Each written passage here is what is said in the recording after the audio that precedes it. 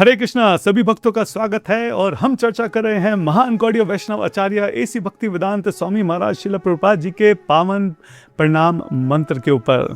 अभी तक की हम लोग 7 भाग के ऊपर चर्चा कर चुके हैं। ये 8वां भाग है और इनके जो लिंक हैं, जो प्लेलिस्ट का लिंक है, वो मैं नीचे डिस्क्रिप्शन में दे दूंगा, आप देख सकते हैं।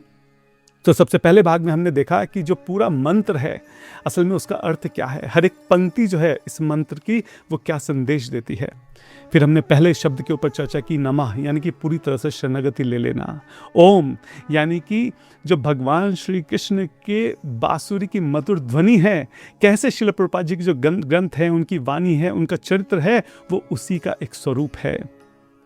फिर हमने देखा विष्णु पदाया यानी कि श्रील प्रभुपाद जी जो हैं उन्होंने भगवान श्री विष्णु के चरण कमलों का पूरी तरह से आश्रय ले रखा है, वो वहाँ के निवासी हैं, वो उनका नित्य स्थान है। कृष्ण पृष्ठाया भगवान श्री कृष्ण के अत्यंत घनिष्ठ अंतरंग मित्र हैं, सखा हैं, प्रिय हैं। भूतले वो कैसे इस भूमंडल पर विचरण कर रहे हैं और जीवों का उद्धार कर रहे हैं। श्रीमते वो श्रीमती राधा रानी के करुणा के ही स्वरूप हैं। और आज हम चर्चा करने वाले हैं भक्ति वेदांत के ऊपर। जो भक्ति वेदांत है ये एक उपाधि है, टाइटल है। कैसे मिला टाइटल? कोई पारिवारिक रूप से ये उपाधि प्रभुपाद जी को नहीं मिली। जैसे हम देखते हैं कि वृंदावन में काष्ट गोस्वामी हैं, यानी उनके परिवार में हर एक जो भी जन्म लेता है उसकी जो कास्ट है वो गोस्वामी रहती है। पिताजी गोस्वामी, उसके बाद उनके पुत्र गोस्वामी, उनके पुत्र गोस्वामी, इस तरीके से रहता है। तो ये जो टाइटल है श्रील प्रभुपाद जी को ये पारिवारिक रूप से नहीं मिला है। ये टाइटल जो है वो भक्ति सिद्धांत सरस्वती ठाकुर श्रील प्रभुपाद जी जो थे, उनके जो वरिष्ठ सन्यासी शिष्य थे, उन्होंने श्रील प्रभुपाद जी को दिया है, ऐसी भक्ति वेदांत स्वामी महाराज जी को दिया है। क्यों दिया? जब उन्होंने देखा, जब श्रील प्रभुपाद जी जो लेखन लिखते थे, आर्टिकल्स लिखते थे, जब उन्होंने वो आर्टिकल्स पढ़े तो वो दंग रह गए। उसके अंदर जो तर्क था, जो सिद्धांत था, जो ज्ञान की परिकाष्ठा थी। और फिर जब उन्होंने श्रील प्रभुपाद जी को ऑब्जर्व करा समय के साथ, तो उन्होंने देखा कि इनके अंदर तो भक्ति की भी परिकाष्ठा है। तो भक्ति वेदांत ऐसे महापुरुष जिनके अंदर भक्ति और ज्ञान दोनों की परिकाष्ठा है, ऐसे महापुरुष जिनके चरित्र के अंदर जो है इन दोनों का पूरी तरह से सामंजस्य जो है वो स्थापित होता है। तो आज इसी के ऊपर हम लोग विस्तार से चर्चा करेंगे। एक बार जल्दी से अपने जो गुरुजन हैं, वरिष्ठ वैष्णव हैं, उनको प्रणाम कर लेते हैं, उनसे आज्ञा ले लेते हैं, ताकि इस विषय के ऊपर जो है हम चर्चा कर सकें। ओम ज्ञानम तिमिरंधस्य ज्ञानंजन शलाकया चक्षुरुन्मीलितं येन तस्मै श्री गुरुवे नमः। गुरुवे गौरचंद्राय राधिकाय तदालय कृष्णाय कृष्ण भक्ताय तद्भक्ताय नमो नमः। खम करोति वाञ्छालं पंगुं लघते गिरिं यत्कृपातम् अहं वन्दे श्री गुरुदीनतारिणम्। हरे कृष्ण कृष्ण कृष्ण हरे हरे, हरे राम राम राम हरे हरे। तो जैसा कि हम जानते हैं कि जो भक्ति वेदांत है वो 2 शब्दों से मिलकर बना है, भक्ति और वेदांता। जो भक्ति है वो भज धातु से मिलकर बना है। उसका अर्थ होता है भगवान के प्रति प्रेम होना, भगवान के प्रति भावनाएं होना। और जो वेदांत है वो भी अपने आप में 2 शब्दों से मिलकर बना है, वेद और अंत। वेद का मतलब ज्ञान, अंत का मतलब एक तरह से परिकाष्ठा, यानी कि जो ज्ञान की परिकाष्ठा है उसको एक तरह से वेदांत कहते हैं। तो जब हम वेदांत बोलते हैं इसका मतलब ज्ञान है, इसका मतलब तर्क है, विवेक है, इसका मतलब हम बात कर रहे हैं परम सत्य की, परम तत्व की। तो अगर हम ऐतिहासिक रूप से देखें, हिस्टोरिकल रूप से देखें, तो भारत में 2 अलग अलग विचारधाराएं हैं। एक तरह से 2 अलग अलग कैंप थे। एक तो कैंप था वेदांतियों का जो केवल वेद और ज्ञान की बात करते थे, और एक कैंप था भक्तों का जो केवल भगवान के प्रति भक्ति की भावनाओं की बात करते थे। और इनका आपस में जो था कोई सामंजस्य नहीं था। जो वेदांती थे उनको लगता था कि भगवान जो है उनको ज्ञान से पाया जा सकता है, केवल तर्क से, शास्त्रों के अध्ययन से, केवल उसी से भगवान को पाया जा सकता है। और जो कैंप था मोस्टली जो मायावादीज हैं, निर्विशेषवादी हैं, निराकारवादी हैं, शून्यवादी हैं, मोस्टली जो ये कैंप था उन लोगों का था। तो एक तरह से इन्होंने वेदांत शब्द को हाईजैक कर रखा था। और ये भगवान श्री कृष्ण की बात नहीं करते थे, ये बात करते थे ब्रह्मन की, ये बात करते थे भगवान के अंदर जो मर्ज हो जाने के विषय में, ये बात करते थे शून्यवादी की। एक तरह से देखा जाए तो ये आत्मा की आत्महत्या के बराबर था। और जो दूसरा कैंप था वो भक्ति का था। इसमें ज़्यादातर जो थे सहजिया थे, इनको शास्त्रों का ज़्यादा नहीं पता, ज्ञान के अब ज़्यादा नहीं पता, बस भगवान के लिए रो रहे हैं, कोई तर्क नहीं है, कोई अनुशासन नहीं है, कोई नियम पालन नहीं है। कोई अगर कुछ तर्क के से भगवान के विषय में चर्चा करे तो ये उनके सामने खड़े नहीं हो पाते थे। तो जो वेदांती थे उनको लगता था सहजिया, अरे ये तो सहजिया हैं, भावुक लोग हैं, इनको कुछ पता नहीं है, ये तो बस ऐसे आंसू बहा रहे हैं, कम बुद्धि के लोग हैं, इनको ज़्यादा कुछ नहीं पता।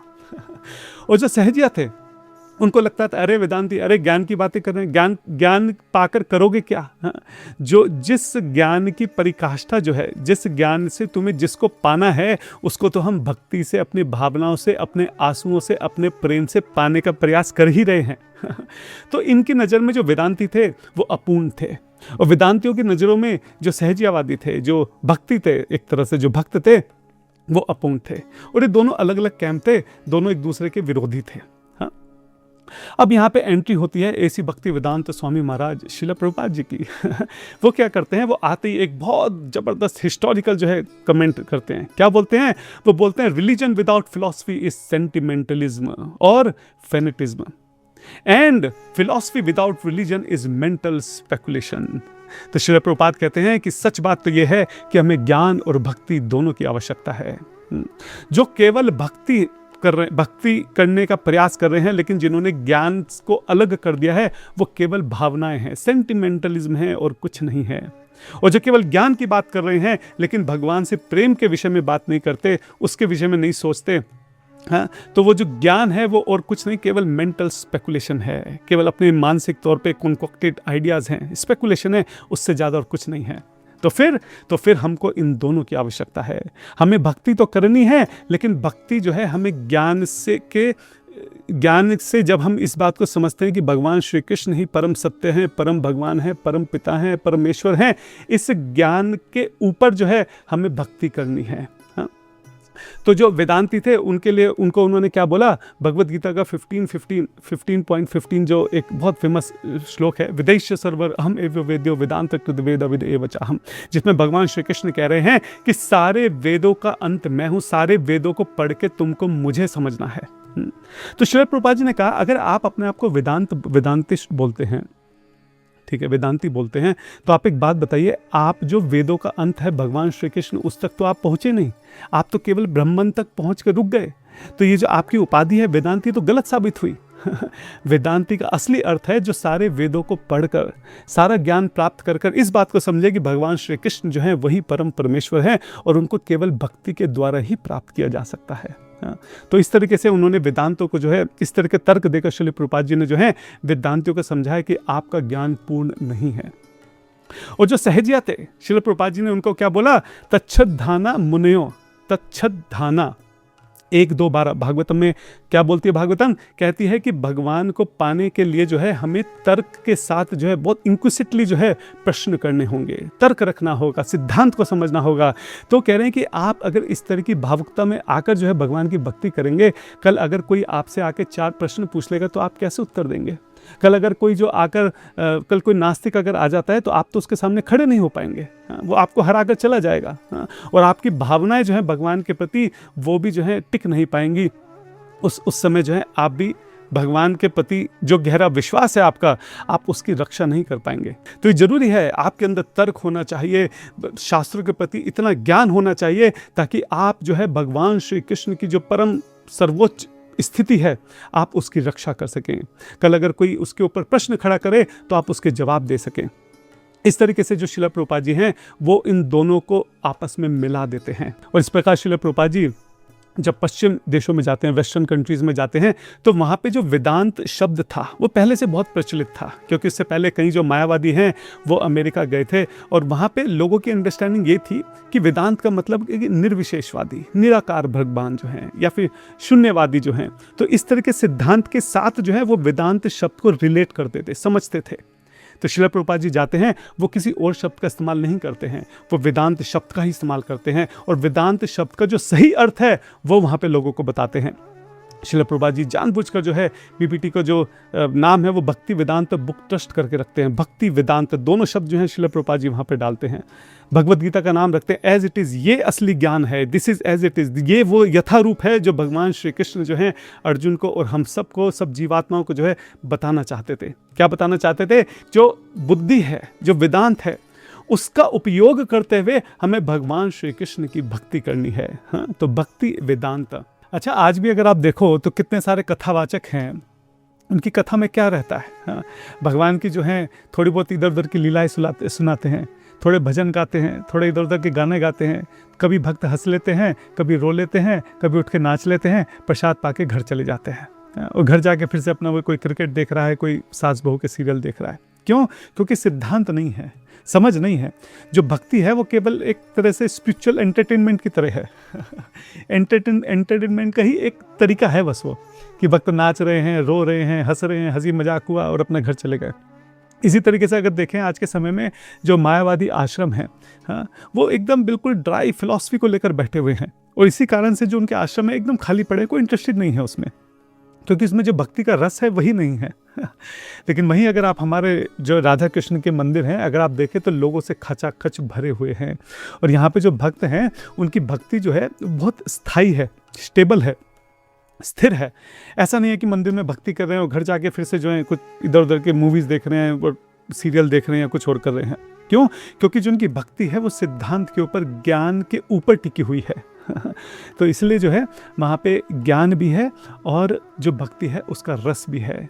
तो ये जो है भक्ति वेदांता, ये जो भाव है, ये श्रील प्रभुपाद जी ने जो है हम सबको उपलब्ध कराया है। एक बात हम ये भी समझें कि जो श्रील प्रभुपाद जी है ना, वो वेदांत के मूर्तिमान स्वरूप हैं, वो जीवंत स्वरूप हैं उसके।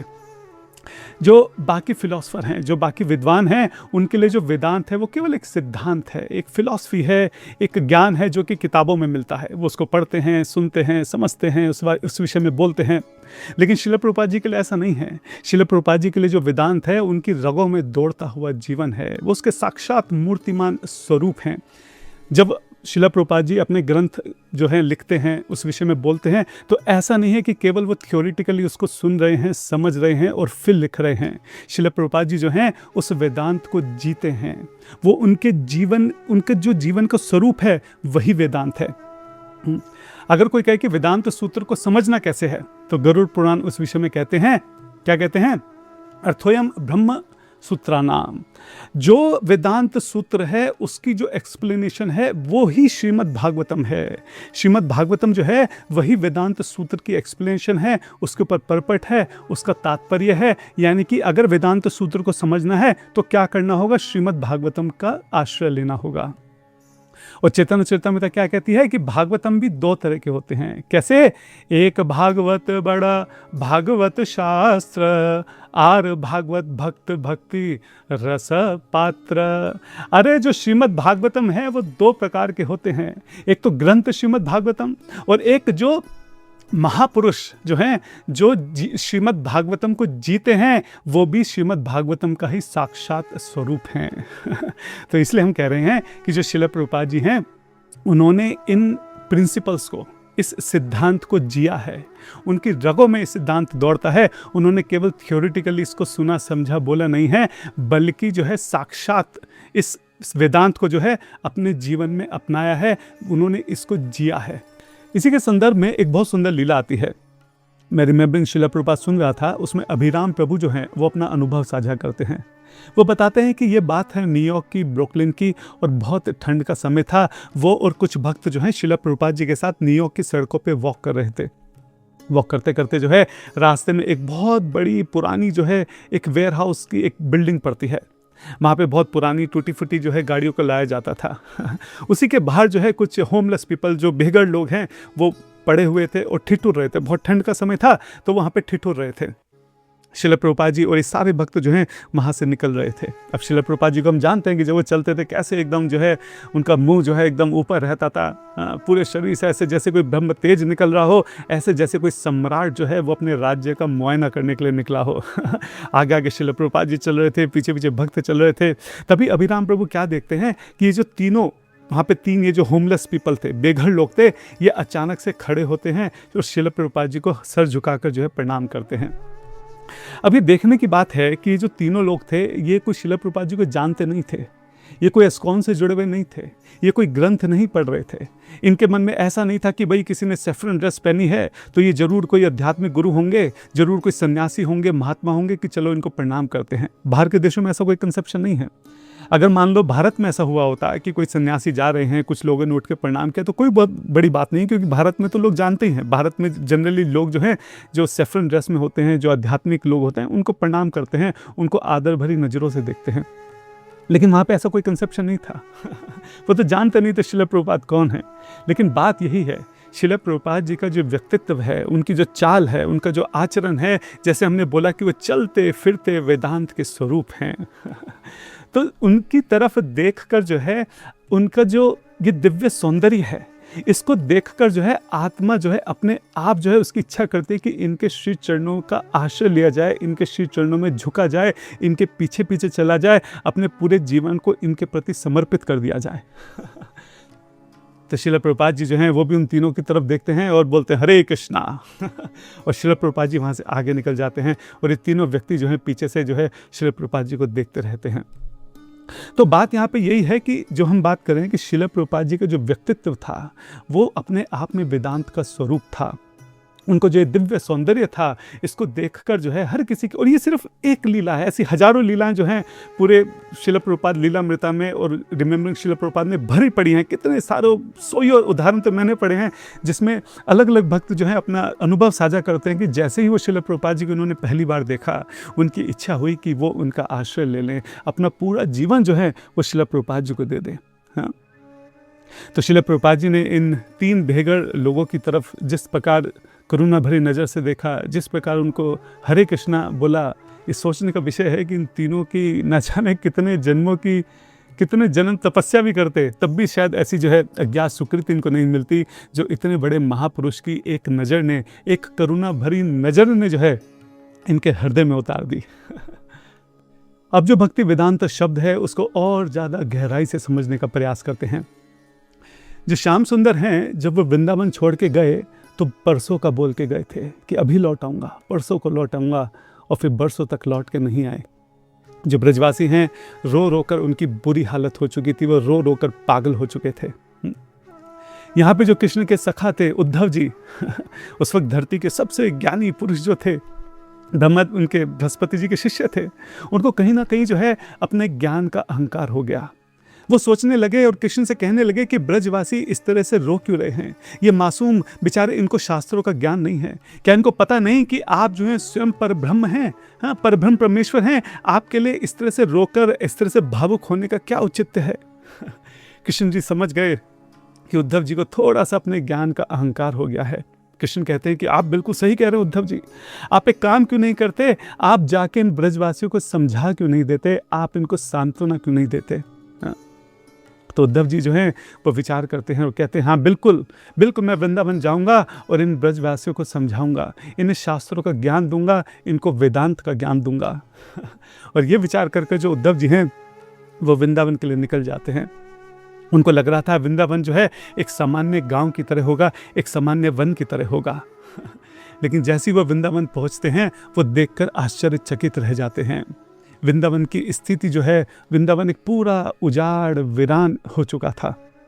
यमुना जी का जल जो है ऐसा लगता था कि जैसे वो बहना भूल गया हो। तमाल के वृक्ष जो हैं वो सूख चुके थे।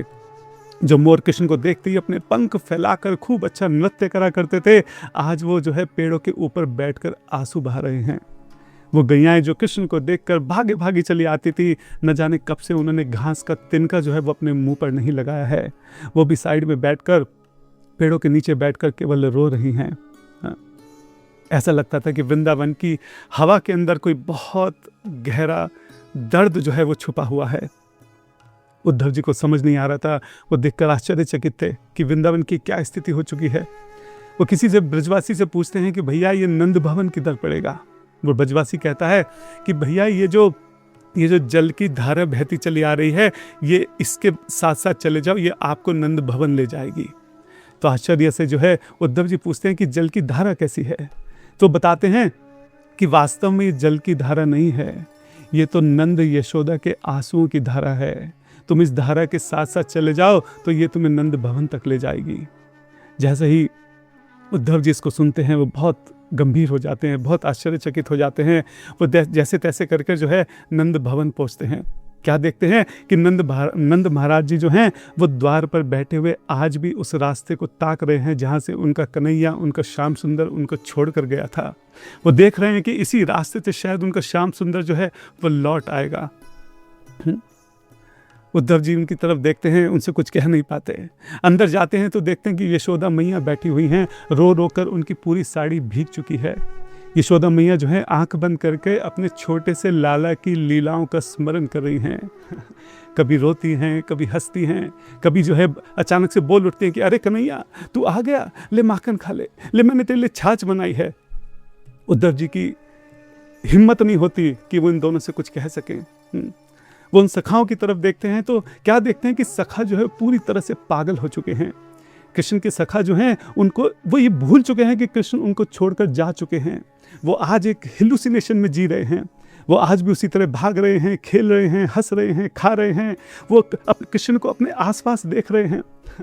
उनको ध्यान ही नहीं है कि कृष्ण जो है उनको छोड़कर जा चुके हैं। इस तरह का पागलपन जो है वो उन पर सवार हो चुका है। गोपियों की स्थिति देखते हैं कि कैसे गोपियां जो हैं वो वृक्षों से, लताओं से, पताओं से पूछ रही हैं कि कन्हैया कहाँ हैं, कहाँ मिलेंगे। ना जाने कब से गोपियां जो है नहाई नहीं है, उनके कपड़े अस्त व्यस्त हो गए हैं, बाल जो हैं वो बिखर गए हैं, बाल जो हैं वो जटा के समान हो गए हैं। रो रो के कईयों के जो काजल हैं वो पूरे मुंह पर फैले हुए हैं। रो रो के उनकी आंखें जो है पत्थर जैसी हो गई हैं। उद्धव जी को समझ में नहीं आता किससे क्या कहें, यहाँ पे क्या कहें, किससे कहें, कैसे समझाएं, कहाँ से शुरुआत करें। जैसे तैसे करके वो हिम्मत जुटाते हैं और गोपियों को समझाने का प्रयास करते हैं।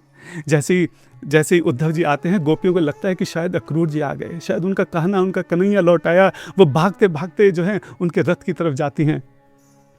तब उद्धव जी बताते हैं कि कैसे वो तो कृष्ण का संदेश लेकर आए हैं। क्या संदेश लेकर आए हैं? वो गोपियों को जैसे तैसे जो है समझाने का प्रयास करते हैं कि जिन कृष्ण के लिए तुम रो रही हो, जिनको तुम अपना प्रेमी समझ रही हो, जिनको तुम बालक समझ रही हो, जिनको तुम एक साधारण पुरुष समझ रही हो, असल में वो पर ब्रह्म परमेश्वर हैं। वो सर्वव्यापी हैं, वो हर एक कण में समाये हुए हैं। वो तुम्हारे अंदर भी विद्यमान है, इन पेड़ों में भी विद्यमान है, वो मेरे अंदर भी विद्यमान है। उनके लिए रोने का क्या औचित्य है? वो तो कण कण में है, वो तो हर जगह हैं। वो तुमसे कोई अलग थोड़ी ना हुए हैं कि जिनके कारण तुम रो रही हो। और फिर गोपियां उनको समझा दिए कि अरे ऐसे भगवान का हम क्या करें जिनको हम गले नहीं लगा सकते, ऐसे भगवान का क्या करें जिनसे हम अपने मन की बात नहीं कह सकते, ऐसे भगवान का हम क्या करें जिनके साथ हम नृत्य नहीं कर सकते, ऐसे भगवान का क्या करें जो हमारा माखन नहीं चुरा सकता, ऐसे भगवान का क्या करें जिनके इतने सुंदर श्याम सुंदर चेहरे को देखकर हम रो नहीं सकते, हम हंस नहीं सकते। वहाँ पे उद्धव जी और गोपियों के बीच में खूब लंबा वार्तालाप होता है और उद्धव जी समझ जाते हैं कि उनके जिस ज्ञान के सूर्य के समान, वो उद्धव जी जो ज्ञान के सूर्य के समान हैं, वो उद्धव जी जो ज्ञान के सबसे ऊंचे शिखर पर बैठे हुए हैं, जो धरती के सबसे ज्ञानी पुरुष हैं, आज उनको समझ में आ गया कि इन गोपियों के प्रेम के आगे उनका ज्ञान कितना छोटा है।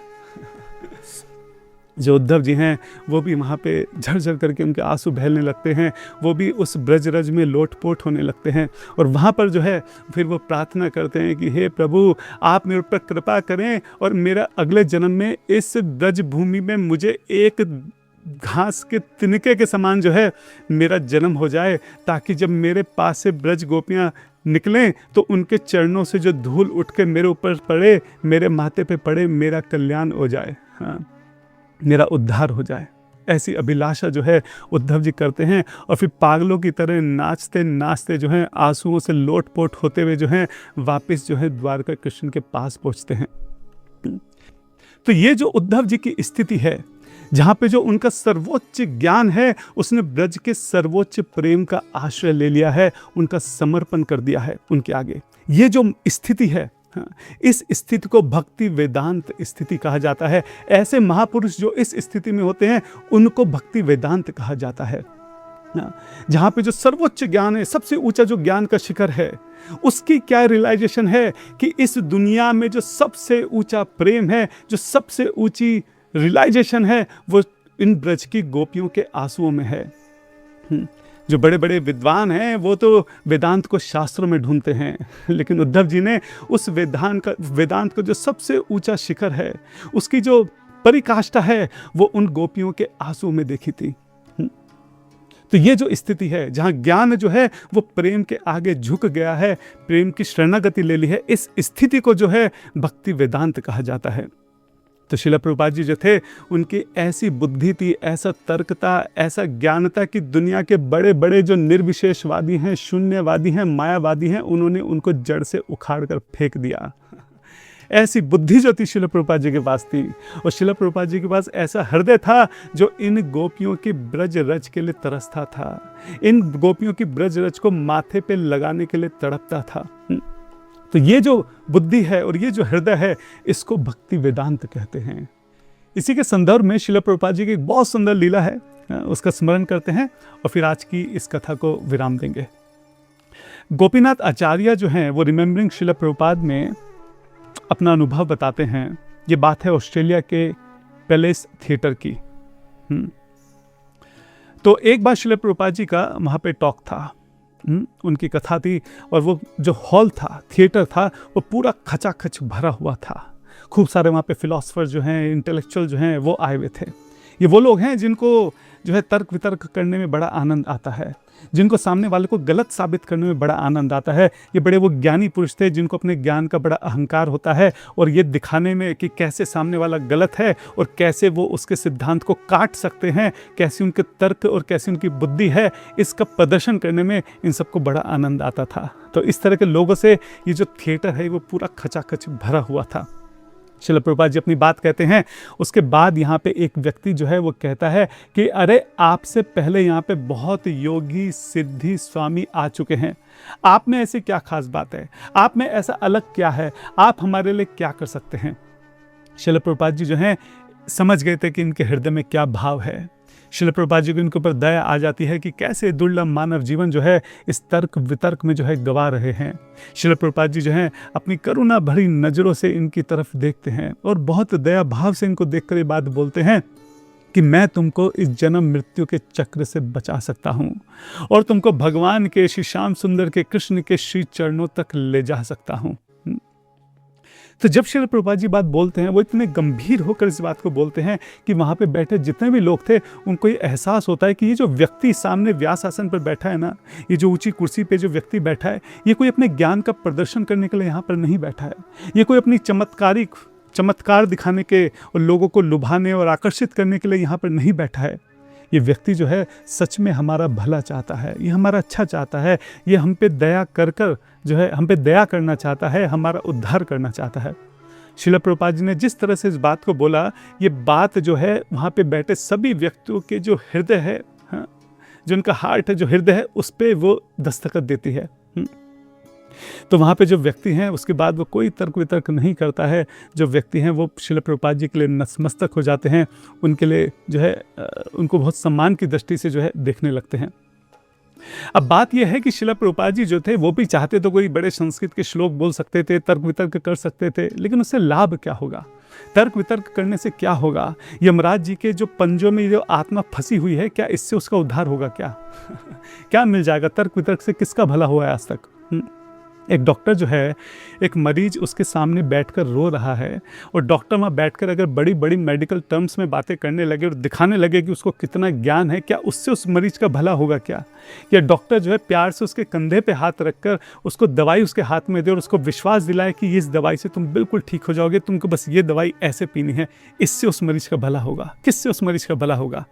बिल्कुल ठीक इसी तरीके से अगर हम केवल जो है जो आध्यात्मिक गुरु हैं, जो आध्यात्मिक जो वरिष्ठ वैष्णव है, केवल अगर हम तर्क वितर्क के भाव से उनके पास जाते हैं, केवल और केवल हम अपना नुकसान कर रहे हैं, वो मूल्यवान समय का नुकसान कर रहे हैं। वो इतनी बड़ी अपॉर्चुनिटी कि हमें ऐसे भक्तों का संग प्राप्त हो रहा है, उनका एसोसिएशन हमको मिल रहा है, इसमें हम कोई ऐसी बात कर सकते थे जिससे सच में हमारा कल्याण हो सकता था, हमारा उद्धार हो सकता था, हम भक्ति में आगे बढ़ सकते थे। उन सारी बातों को करने के बजाय जो है अगर वहाँ पर हम तर्क वितर्क कर रहे हैं, अपने ज्ञान का प्रदर्शन कर रहे हैं, उनको गलत साबित करने का प्रयास कर रहे हैं, इसमें केवल और केवल जो है हमारी मूर्खता है, हमारा ही समय जो है वो व्यर्थ है।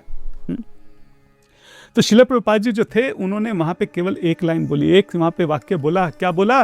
कि मैं तुमको जन्म मृत्यु के चक्र से बचा सकता हूं और तुमको भगवान के श्री चरणों तक पहुंचा सकता हूं। अगर हम ध्यान से देखें, इस एक वाक्य में जो है भक्ति वेदांत का सार छुपा हुआ है। मैं तुमको जो है जन्म मृत्यु के चक्र से बचा सकता हूँ। अगर हम ध्यान से सोचें तो यही पूरे वेदांत का सार है कि कैसे ये जो पुनरपि जननम पुनरपि मरणम के जिस चक्र में हम लोग फंसे हुए हैं, इस चक्र से कैसे मुक्त हो सकते हैं, इस चक्र से कैसे बाहर निकल सकते हैं। ये पूरे वेदांत का सार है। और भक्ति का सार क्या है कि कैसे हम भगवान के श्री चरणों का आश्रय ले सकते हैं। तो इस एक वाक्य में जो श्रील प्रभुपाद जी हैं, पूरे भक्ति वेदांत का सार जो है एक प्रेम से, करुणा से, दया से जो है उनके सामने रखते हैं, और वो सीधा जाके जो है उनके हृदय में जो है समा जाता है कि कैसे श्रील प्रभुपाद जी उनकी सहायता कर सकते हैं, कैसे वो उनको इस जन्म मृत्यु के चक्कर से बचा सकते हैं, और कैसे वो उनको भगवान के श्री चरणों तक पहुंचा सकते हैं। तो आज की कथा में हमने देखा कि भक्ति वेदांत का अर्थ क्या होता है, भक्ति का क्या अर्थ है, वेदांत का क्या अर्थ है। हमने देखा कि कैसे इतिहास में ये दो अलग अलग विचारधाराएं जो हैं, दो अलग अलग कैंप जो हैं, इन्होंने, एक ने भक्ति और एक ने वेदांत को पकड़ रखा था। इन दोनों का आपस में डाइवोर्स था।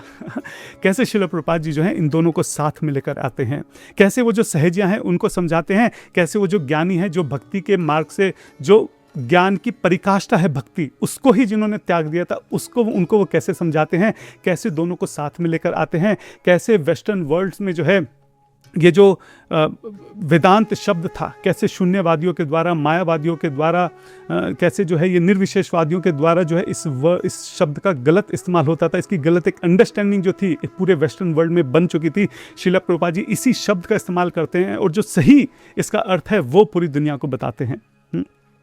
फिर हमने चर्चा करी कि कैसे जो श्रील प्रभुपाद जी हैं उनके लिए जो वेदांत है ये केवल किताबी बात नहीं है, केवल थियोरिटिकल बात नहीं है, बल्कि वो इस वेदांत को जीते हैं, वो साक्षात इसके चलते फिरते स्वरूप हैं। फिर हमने ये चर्चा करी कि कैसे जो उद्धव की स्थिति थी गोपियों के मिलने के बाद, गोपियों से मिलने के बाद उनको समझ में आया कि कैसे जो उनका सबसे ऊंचा ज्ञान था वो सबसे ऊंचे प्रेम के आगे नतमस्तक हो गया था, कैसे शरणागत हो गया था। तो ये जो स्थिति थी उद्धव की, ये एक भक्ति वेदांत महापुरुष की स्थिति होती है। इस स्थिति में जो थे श्रील प्रभुपाद जी थे, उसी से संबंधित हमने श्रील प्रभुपाद जी की कुछ लीलाओं का भी स्मरण करा। अभी अगले भाग में हम देखेंगे अगला शब्द स्वामी। जनरली हम सोचते हैं कि जो रिनंशिएट हैं, जो वैरागी हैं, उनको स्वामी बोलते हैं। वैरागी कौन होता है? जनरली लोग सोचते हैं जो कुछ भी ओन नहीं करता है वो वैरागी होता है, जिसके पास कुछ नहीं होता है, जो कुछ भी ओन नहीं करता है। लेकिन सच बात तो यह है कि वैरागी वो होता है जो ये समझता है कि भगवान श्री कृष्ण उसको ओन करते हैं। बात यह है कि मेरे पास कुछ नहीं है, ये छोटी अंडरस्टैंडिंग है। मैं स्वयं भी श्री कृष्ण का हूँ, ये हाईएस्ट अंडरस्टैंडिंग है। तो इसी के विषय में हम लोग जो है विस्तार से चर्चा करेंगे जब हम स्वामी शब्द के ऊपर चर्चा करेंगे अगले भाग में। श्रील प्रभुपाद की जय, गौर भक्तवृंद की जय, वंशकल्पतरुभ्यश्च कृपा सिंधुभ्येव च पतितनाम पावनेभ्यो वैष्णवेभ्यो नमो नमः। हरे कृष्णा।